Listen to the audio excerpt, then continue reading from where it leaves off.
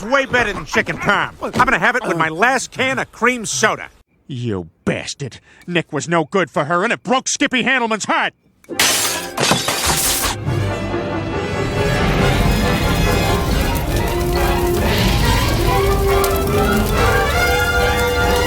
Dear God and Black Jesus.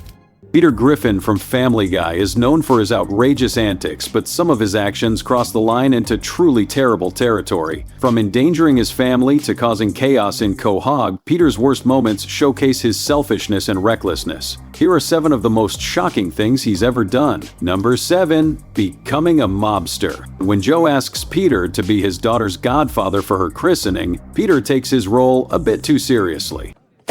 Give me that, kid. I'm your son, you dick! Sir, please, you're making a scene. No, I'm not. I can do whatever I want. I'm the godfather. Starts his cosplaying as a stereotypical mob boss quickly escalates into him actually becoming one. With the guys at my side, we were the most powerful criminal organization in Quahog. With his newfound power, Peter intimidates the citizens of Quahog and goes on a crime spree, robbing Mort Goldman's pharmacy and even attempting to murder Brian just for drinking his last cream soda. Now, where's my chicken parm from last night? Oh, I ate it. You ate it? Yeah, there was no name on it. It was just sitting there. Is there a problem? No, no problem. Peter, I'm home from the market. I got steak sandwiches on ciabatta. Oh, that's way better than chicken parm. I'm gonna have it with my last can of cream soda. Number 6. Seriously injuring a child. Even by Peter's standards, this moment was especially cruel. In this episode, while preparing to board a ship with his friends, Peter notices a child riding a jet ski. Without hesitation, he grabs the child by the hands, slams his face into the motorbike, and knocks him into the water. Peter, we're now literally standing on the boat. That's how close the boat is. Made it! This act is particularly disturbing because it shows Peter has no problem physically harming innocent children for his own amusement. Number 5. Pretending to be transgender.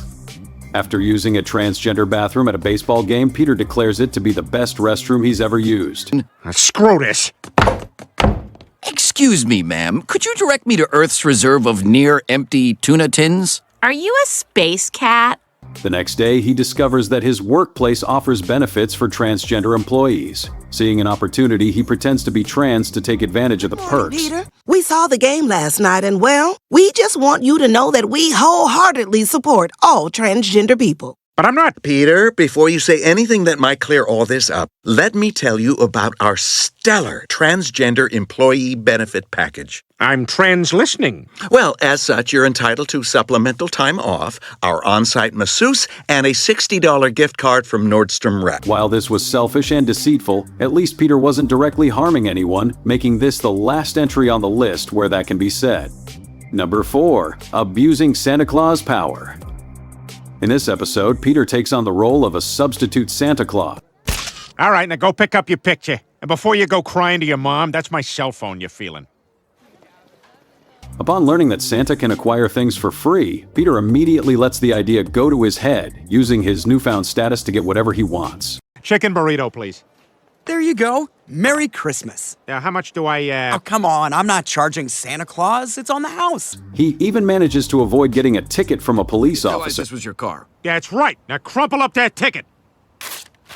Now eat it. All right, now we're gonna go to your home and wait for you to pass it, and then you're gonna eat it again.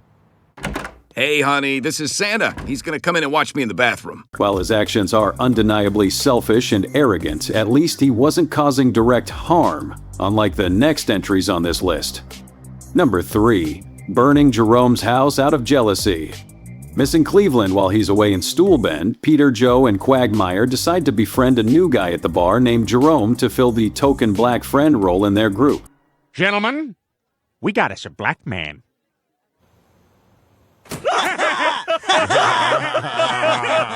Oh boy, what a fantastic evening. Jerome, you are a wonderful addition to our group. While Jerome is friendly and gets along well with everyone, things take a turn when Peter learns that Jerome is one of Lois's ex-boyfriends.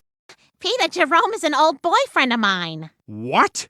Oh, sorry I was out of it. Wait, are we being robbed? Peter, I know I told you about Jerome. Lois, I would have remembered if you told me that. I told you, Peter. I remember exactly what we were doing. I slept with a black guy. Overcome with jealousy, Peter drunkenly throws a beer bottle through Jerome's window, accidentally setting his house on fire. You bastard. Nick was no good for her, and it broke Skippy Handelman's heart.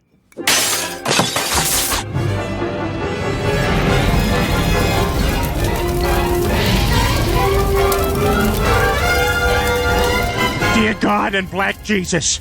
What makes this worse is that Peter never apologizes. He lets his envy cause serious harm to someone who had done nothing but treat him kindly. I'm sorry, Lois. I think it would be better if I left. Peter, I'm sorry if I caused you any trouble. I won't be bothering you again. Wow.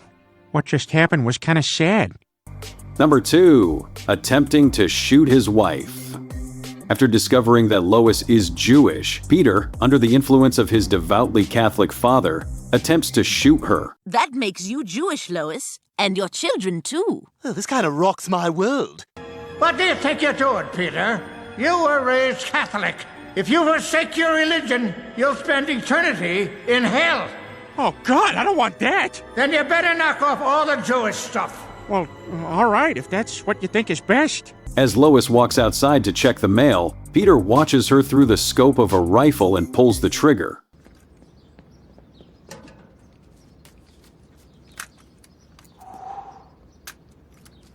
What the hell? Lois, understandably terrified, reacts in shock, while Peter remains disturbingly nonchalant about the whole situation. Relax, Lois. I was aiming for the mailbox. I'm just trying to make a point. Good morning, Lois. Peter, for God's sake! I am so sorry, Mort. Although this act is horrific, it ranks lower because it was ultimately unsuccessful and largely influenced by his father's beliefs. Number 1. Running over marathon runners. This controversial moment is one of the darkest cutaway gags in Family Guy history. Peter boasts about winning a marathon, but when the scene cuts away, it's revealed that he won by plowing through a large group of runners in his car and crossing the finish line.